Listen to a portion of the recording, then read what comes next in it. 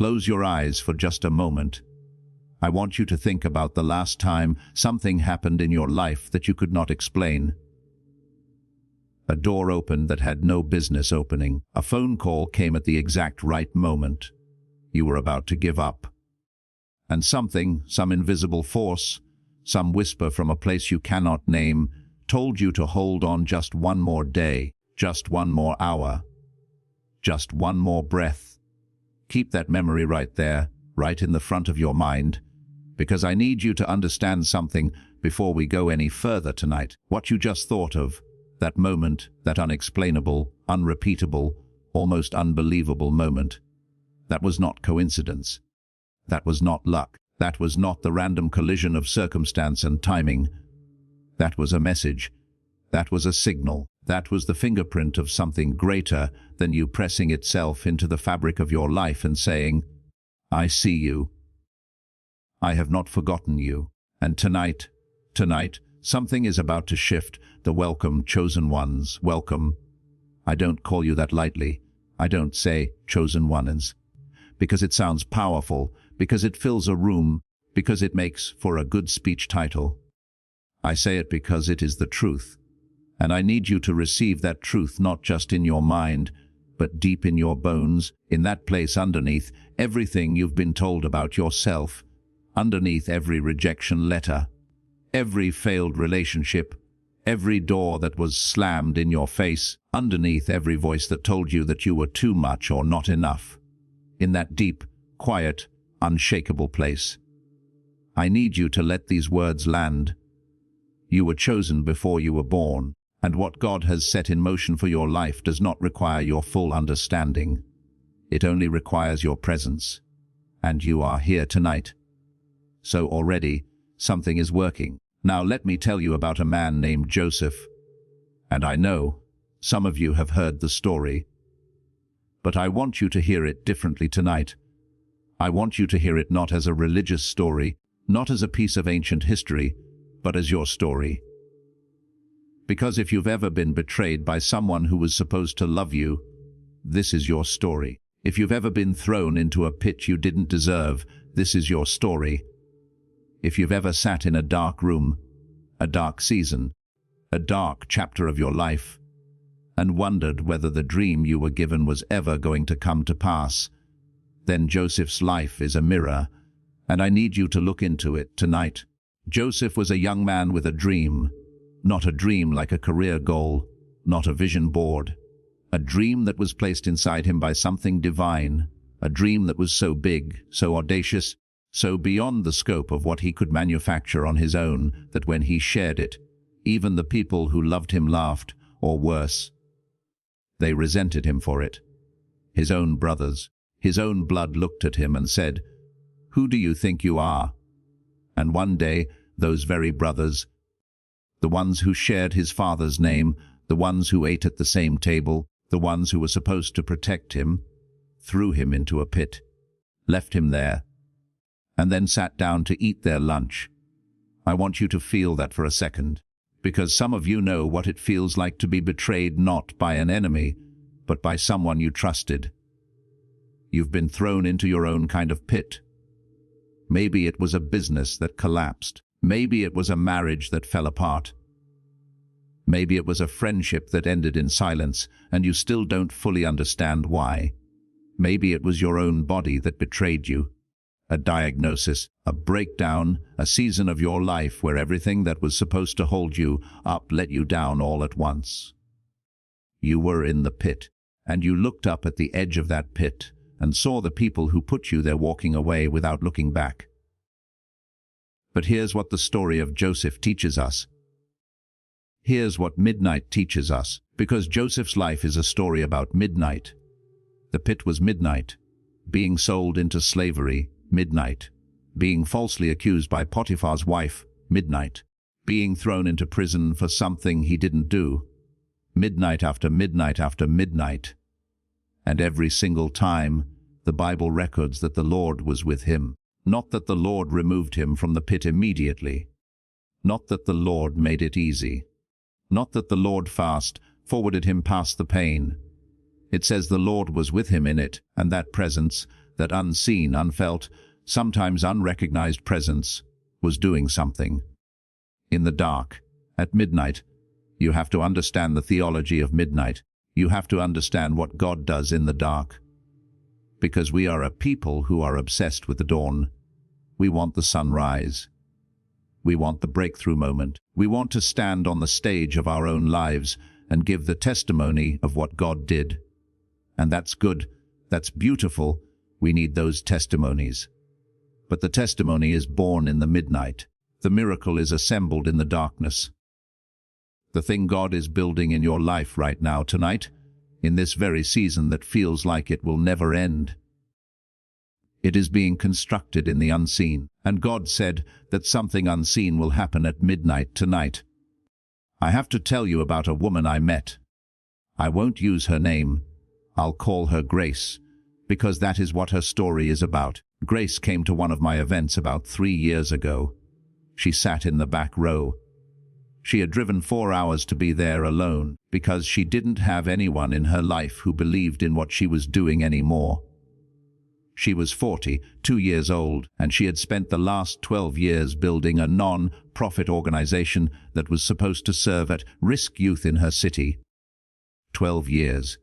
She had given up a 6-figure salary to do it. She had poured in her savings, her time, her health, her relationships. She had sacrificed a potential marriage because the man she loved at the time said she was too obsessed with her mission. And at the time she walked into that event room, her organization was on the verge of collapse.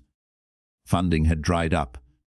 Key team members had left, and she was sitting in her car in the parking lot of a building she could barely afford to rent, wondering if she had been wrong about everything, if the calling she felt, that burning, undeniable sense that she was made to do this, had just been arrogance dressed up in spiritual language. She sat in the back row, and she didn't clap at first. She just watched. And at some point during the night I said something. I honestly don't even remember exactly what it was, but she told me later it was this. The thing about midnight is that it feels permanent, but midnight is not a destination. Midnight is a transition. It's the moment right before. And if you are in midnight right now, then dawn is not far off. Dawn is not optional. Dawn always comes. She told me she went home that night and she didn't sleep. Not because she was anxious, because something had broken open in her. She spent the entire night writing her vision, writing the names of the children she had served, writing the letters of the parents who had come to her and told her their kids had been saved from the streets, from gangs, from suicide because of what she had built. And in that midnight moment, in that quiet, unseen, private hour, she found her footing again. 3 months later, she received an unsolicited grant for $300,000 from an organization she had never contacted. They had found her through one of her past participants, a young man who had grown up in her program and had gone on to work for that very foundation. He had put her name forward. He had told her story. And the grant came through on a Tuesday morning she messaged me when it happened, at 12:03 in the morning, because she was still awake when the email arrived. Midnight. I want to talk to you about what it means to be chosen and why being chosen is often not what people think it is. Because when most people hear the word chosen, they hear easy. They hear protected from struggle. They hear first in line. They hear the one for whom doors just open naturally. But that's not what chosen means. And if you've been reading your Bible, if you've been studying the lives of the people throughout history who were called and marked and set apart for something greater than themselves, you will notice a consistent pattern that is almost uncomfortable in how universal it is. The chosen ones almost always go through the hardest things. Moses, chosen to lead a nation, spent 40 years on the backside of a desert before he saw the burning bush. 40 years. That is not a bad week. That is not a hard season. That is 4 decades of what must have felt like wilderness, of wondering if the vision of Egypt and the people he left behind was ever going to become relevant to his future. And then, in a moment that he did not engineer, that he did not plan, that he did not see coming, fire and a voice, and a calling that changed the history of the world. David, anointed king as a teenager, spent years running for his life through caves and deserts, hunted by the very king he would one day replace. He was chosen. He was anointed. He had the oil on his head. And yet midnight still came. Midnight still lingered. The cave of Adullam was midnight. Hiding from Saul was midnight. Writing Psalm 22, my God, why have you forsaken me?" That was midnight. And that psalm, written in the darkest moment, became one of the most read, most quoted, most comforting pieces of writing in human history, because pain, when it is surrendered, becomes provision for someone else. This is the economy of midnight. Nothing is wasted. Not your tears. Not your confusion. Not the years that felt like they were stolen from you. Not the relationships that ended. Not the businesses that failed. Not the prayers that seemed to go unanswered. In the divine economy, nothing is wasted. Every single piece of what you have been through is being woven, right now, even tonight, into a tapestry that you cannot yet see, but that is already complete in a dimension beyond your current perception. Let me introduce you to another story. Viktor Frankl. You may know this name. If you don't, I want you to carry it with you after tonight. Viktor Frankl was a Jewish psychiatrist, a neurologist, a brilliant man living in Vienna in the 1930s and 1940s. He had developed a groundbreaking theory of human psychology, a theory centered on the idea that the primary human drive is not pleasure, as Freud suggested, not power, as Adler suggested, but meaning, the search for meaning. He had a manuscript, years of research, years of thought, years of his life's work compressed into pages. And then the Nazis came. He was taken to the concentration camps. Auschwitz. Dachau. The manuscript was destroyed. His family was killed. He was stripped of everything. His name replaced with a number. His dignity assaulted daily. His life hanging by a thread in conditions designed to break the human spirit completely. And in that midnight, in that absolute, total, annihilating midnight, he made a discovery that would change the field of psychology forever. He discovered that even in the most horrific conditions imaginable, no one could take away his inner freedom. His freedom to choose how he responded to what was happening to him. His freedom to find meaning even in suffering. He watched men die not from physical causes, but from the loss of hope. And he watched men survive on almost nothing because they had something to live for, something to look forward to, a reason to hold on. And he began to understand that the human spirit, when connected to purpose, is virtually indestructible. After the war, he was one of the few survivors. He sat down and he rewrote that manuscript. He wrote it in 9 days. 9 days. And that book, Man's Search for Meaning, has sold over 16 million copies. It has been translated into 24 languages. It has been cited as one of the most influential books of the 20th century. It was born in midnight. It was written in the ruins of midnight. And it became a light for millions. I tell you this not to minimize your midnight. I tell you this not to say that your suffering is simply part of the plan, in a way that dismisses how real and how heavy it is. I tell you this because I need you to understand that the very thing you have been through, the very thing that you are perhaps still going through, is not evidence that you are forgotten. It is evidence that you are being shaped. There is a difference between being abandoned and being refined. There is a difference between God being absent and God being quiet. And tonight, God is about to break the silence. I want to ask you something, and I want you to really sit with the question, what have you given up on? Not officially, not in words, but in the quiet of your own heart.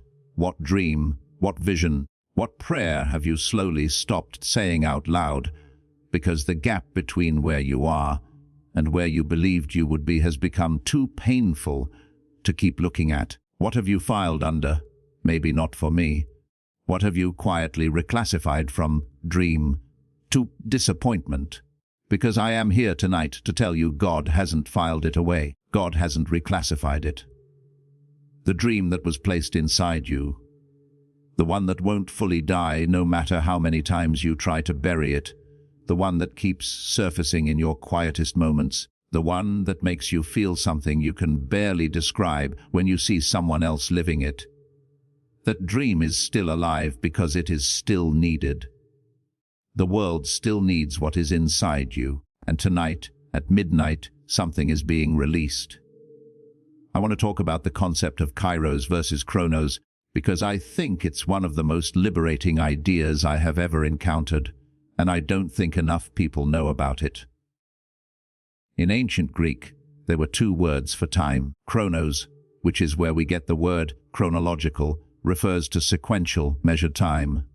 The clock on the wall, the calendar on your phone, Monday, Tuesday, Wednesday, January, February, March. Chronos is the time that ticks. Chronos is the time that feels like it's moving too slow or too fast.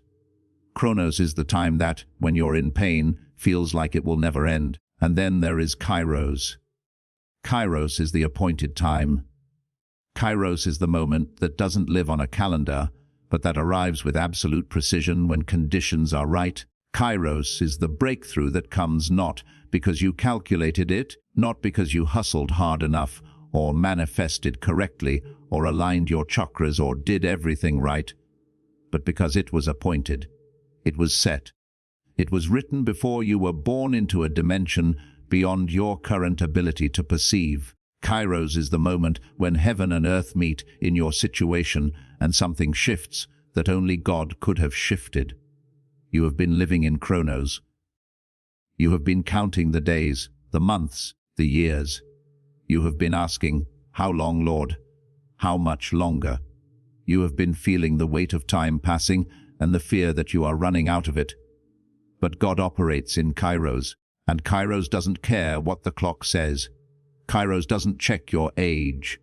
Kairos doesn't review your resume or your past failures or your current circumstances. Kairos arrives when it is supposed to arrive, and when it does, it makes up for every day of chronos that felt wasted. Abraham and Sarah, they were in chronos for decades. The promise was given, the years ticked by, the body aged, the hope faded, and then kairos arrived. And what chronos said was impossible, kairos made inevitable, because the God who gives the promise is not subject to the limitations of time. He invented time. He stands outside of it. And tonight is a kairos moment. Something that has been held in the unseen realm is about to break through into the visible. Now I want to get practical for a moment, because I believe the best motivation is not just inspiration, it is instruction. I believe that God meets you in the midnight, but he also expects you to be awake. There is a reason that the parable Jesus told about the 10 virgins is a midnight parable. At midnight, the cry rang out, "Here is the bridegroom." 5 of those women were ready. 5 were not, and the invitation was not extended to the ones who were sleeping in unpreparedness. So let me ask you, what does it look like to be ready for your midnight miracle? What does it look like to position yourself to receive what God is releasing tonight? First, and this is the hardest one, you have to release the bitterness. I know what I'm asking. Some of you have been hurt so deeply, so repeatedly, so unfairly that bitterness doesn't even feel like an overreaction. It feels like justice. It feels like the appropriate response to what was done to you. And in a chronos sense, in a human emotional sense, that's understandable. I'm not dismissing what happened to you, but in a spiritual sense, in a kairos sense, bitterness is a cork in the bottle. It is the thing that keeps the new wine from flowing. It is the weight that keeps you from rising to the altitude you were designed for. You cannot receive what God has prepared for you with your hands still clenched around what was taken from you. You have to open your hands. You have to release it, not because the person who hurt you deserves forgiveness, but because you deserve freedom. Nelson Mandela, 27 years in prison, 27 years. For what? For daring to believe that every human being, regardless of skin color, deserved to be treated with dignity. He walked out of that prison with a dignity so intact, so powerful, so evident that it filled a room before he even spoke. And the first thing he said, the first thing, was essentially this: I left the bitterness behind in that cell, because if I carried it with me, they would still have me in prison. He understood that bitterness is a cell you build around yourself, and he chose to walk out. What cell have you been living in? What bitterness have you been carrying as though it were your responsibility? Tonight is the night to set it down.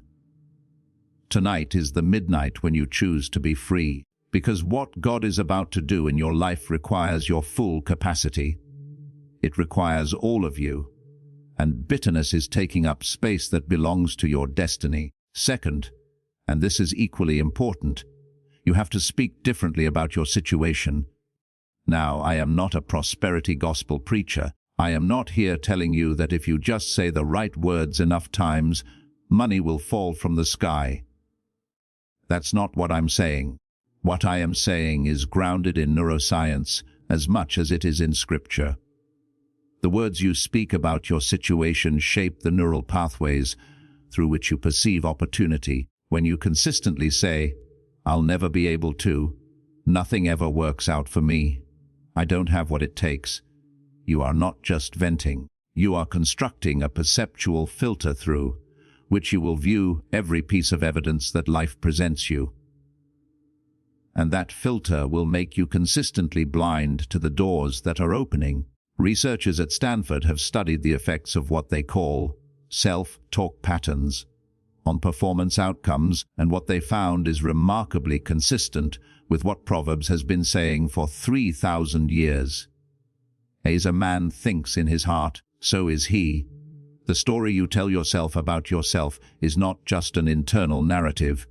It is a set of instructions that your brain follows, that your body follows, that your behavior follows. And if the story you've been telling is, "I am someone who tries and fails," your brain will find ways to confirm that story even when evidence to the contrary is staring you in the face. So tonight, at midnight, I want you to change the story, not by denying reality, not by pretending things aren't hard, but by adding a word, one word: yet.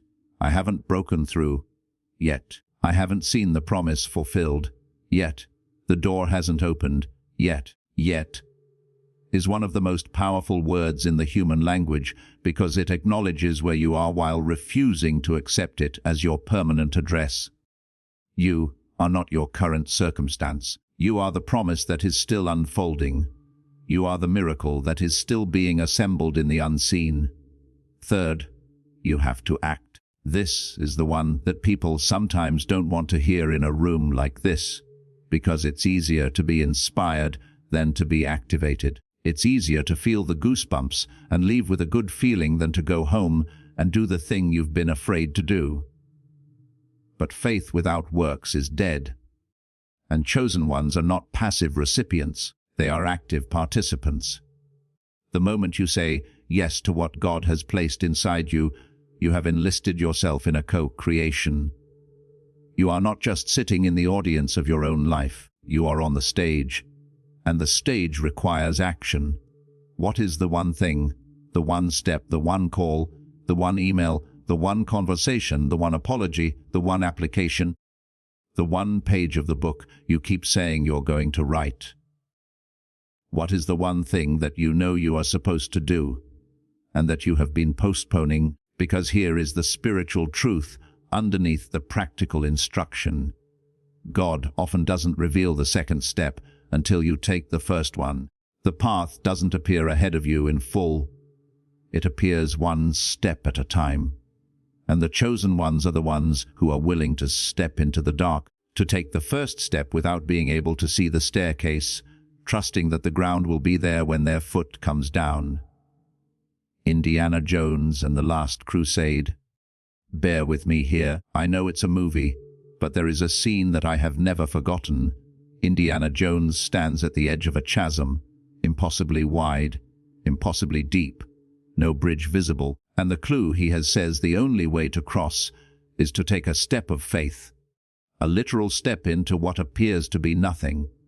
And he stands there at the edge, terrified, every rational part of his brain screaming at him to turn back. And then he breathes, and he lifts his foot, and he steps out into the air, and the bridge is there. It was there the whole time. It was just invisible until he took the step. Your bridge is there. The way forward exists.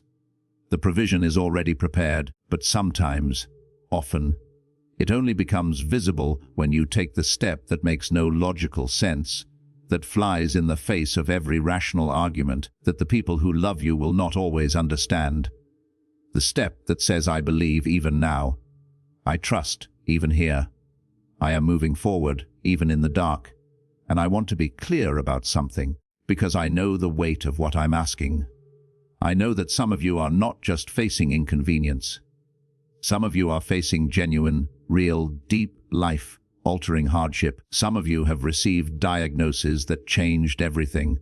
Some of you are in financial situations that are not the result of bad choices, but of bad circumstances, systems, losses that were not your fault.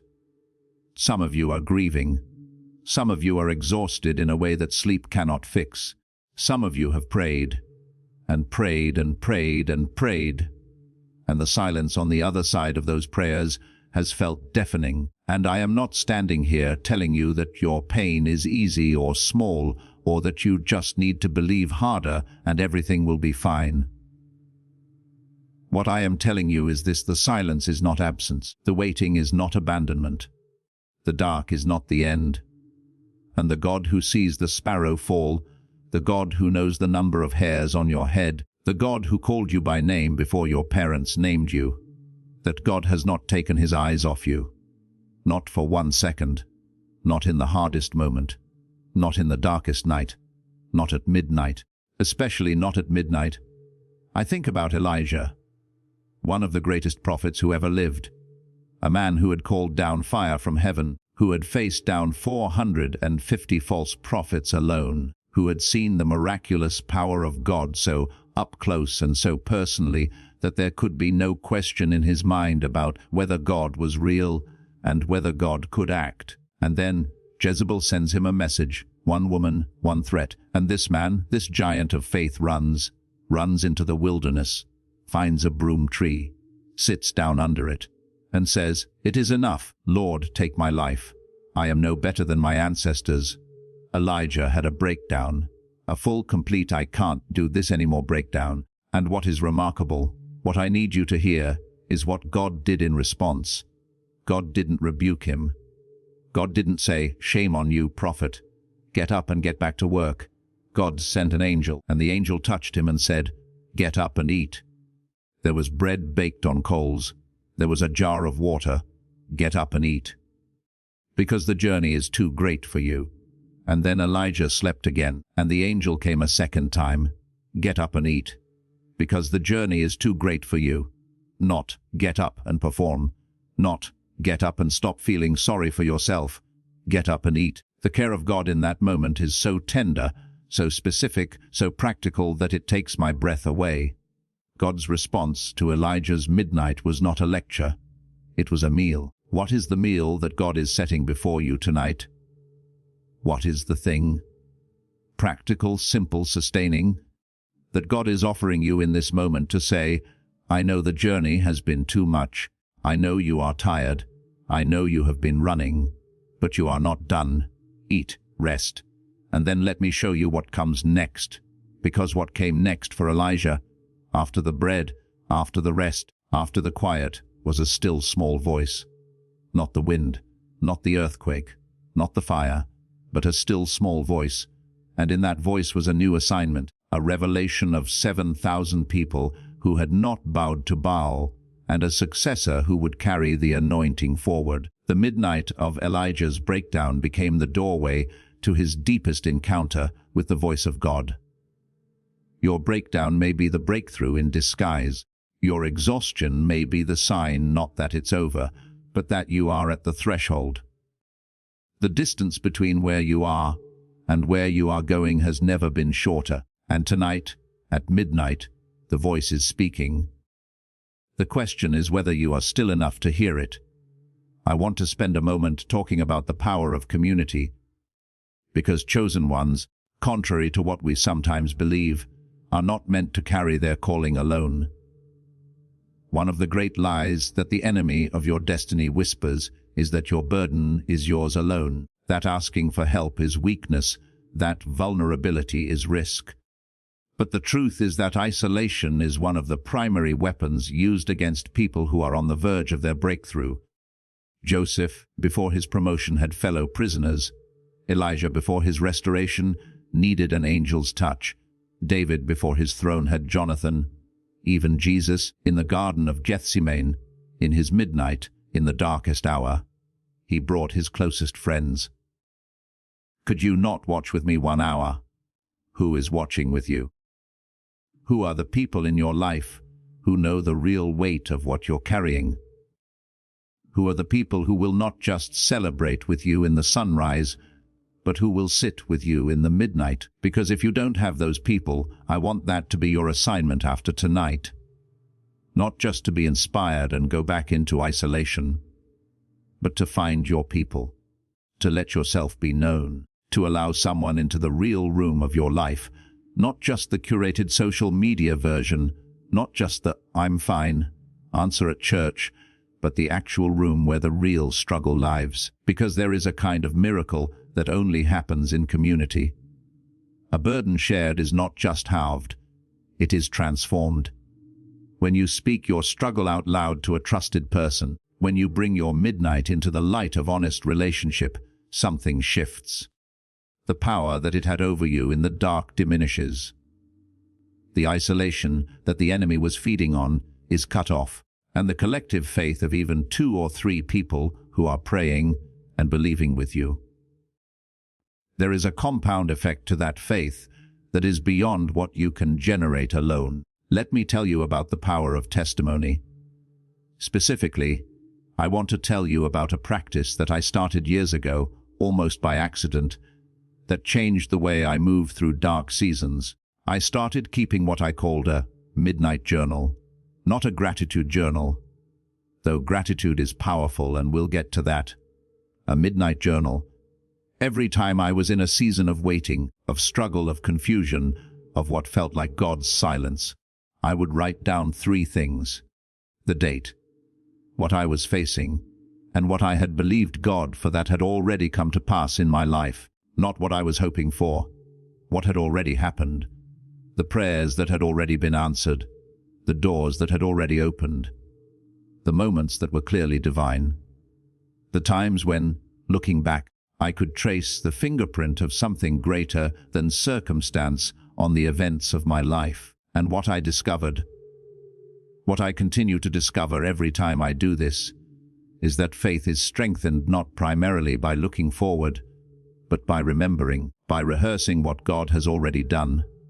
This is why the Israelites were commanded over and over again to remember. Remember Egypt. Remember the Red Sea. Remember the manna. Remember the water from the rock. Remember. Because memory is the foundation of faith. Because when you can look back and say, I was in a situation I could not solve, and something intervened. When you can say that and really mean it, really trace the evidence of it in your own life, then looking forward at the current impossibility, something changes. You are not whistling in the dark hoping there is someone there. You are operating from evidence. What is your evidence? What moments in your life can you point to and say, that was not me, that was not luck, that was the hand of something I cannot fully explain working in my favor? Hold on to those moments. Rehearse them. Write them down, because tonight, when midnight comes, they are your weapon. They are the evidence that the God who did it before is more than capable of doing it again. And I want to address something that I know is in the room. I know there are people here tonight who are wrestling not just with circumstance, but with faith itself. Who are not just in a dark season, but are in a dark theology. Who are asking not just, when will this change? But is there even someone to ask? who have prayed for so long that the prayer feels hollow, who are going through the motions of belief while privately wondering if the whole framework has been wrong. I want to speak directly to you. Your doubt is not a disqualifier. Your questioning is not evidence of a failed faith. Some of the greatest faith-filled people in history wrestled more deeply with God than the ones who seem to never question anything. The Psalms are full of lament, full of accusation almost, full of, "Where are you? Why have you hidden your face? How long?" Job, the man the Bible calls blameless. Job questioned God, argued with God, demanded an audience with God from the middle of his suffering. And God's response at the end was not to rebuke Job for his questions. God rebuked Job's friends, the ones who'd been giving the tidy theological answers, the ones who had been explaining Job's suffering with neat little formulas. God said to them, "You have not spoken of me what is right, as my servant Job has." There is a kind of engagement with God that happens in the questioning that is more honest, more intimate, more real than the polished faith that never gets its hands dirty. If you are in that place tonight, if you are wrestling, if you are questioning, if your faith feels more like a question than a statement, I want you to know that you are not outside. You are inside a very ancient, very sacred, very honored tradition of those who wrestle with God in the dark and who limp forward into the dawn transformed. Because here's what I know about the dawn. It always comes. Without exception, without fail, with breathtaking reliability, the dawn comes. There has never been a night in the history of the world that did not end. There has never been a midnight that lasted forever. The sun does not negotiate. It does not wait for us to feel ready. It does not delay because we are still in pain. The dawn comes. And when it does, it finds us changed. It finds us different from who we were when the night began. The darkness did something to us. The midnight shaped us. The unseen hours built something in us that the day could not have built. And we rise into the light of a new thing, carrying everything the darkness gave us. This is the gift of midnight. This is the paradox of the chosen path. The very thing you would not have chosen. The suffering, the waiting, the loss, the confusion, becomes the very thing that makes you capable of carrying what you were chosen to carry.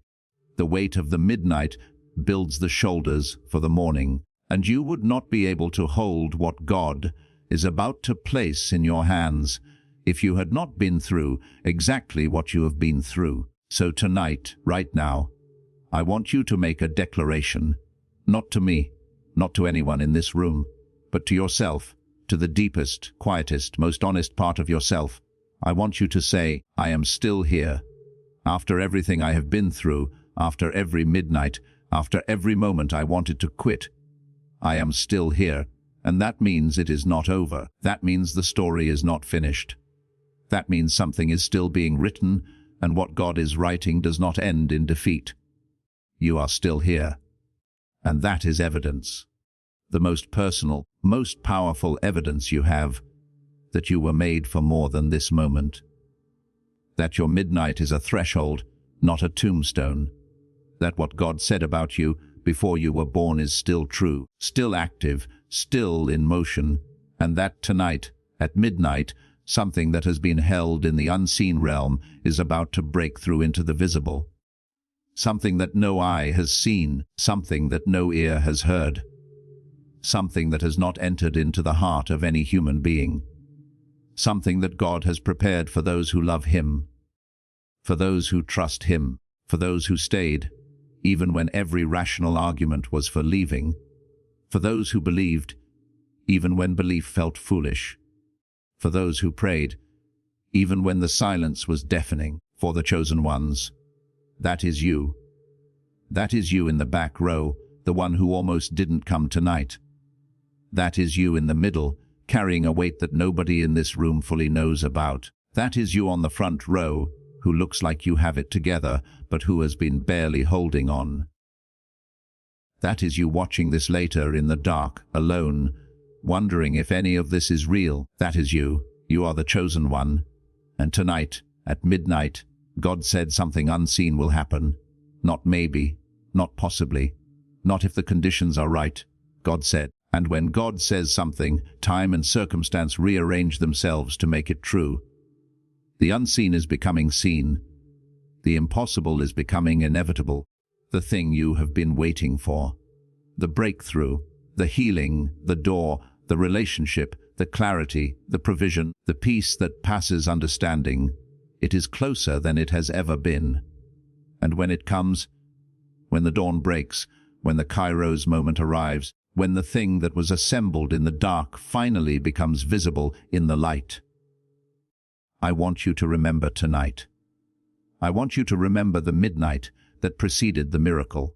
I want you to tell the story, not just for yourself, but for the person behind you who is still in their midnight, who needs to know that dawn comes, who needs to hear from someone who has been there, who needs the evidence of your testimony to strengthen their faith for the crossing. Because chosen ones are not just recipients of miracles. They are carriers of testimony. They are living proof. They are the evidence that God keeps His word. And the world, your city, your family, your community, the people you haven't met yet who are going to need exactly what you carry. They need you on the other side of this midnight. They need your full, undefeated, dawn-kissed, testimony-carrying, love-driven, purpose-activated presence in the world. So hold on tonight, stay awake, be ready, be still enough to hear the still small voice. Release the bitterness, change the story, take the step, eat the bread that the angel is setting before you. And know with everything in you, that midnight is not where your story ends. It is where it begins. God said something unseen will happen at midnight tonight. And I believe it. With everything in me, with every story I've witnessed, with every miracle I've seen assembled in the dark, with every Joseph who was in the pit and is now on the throne, with every Grace who was sitting in a parking lot in despair and received $300,000 before the sun came up. I believe it. You were chosen. You are loved. You are not forgotten, and midnight is almost over. Get ready for your dawn.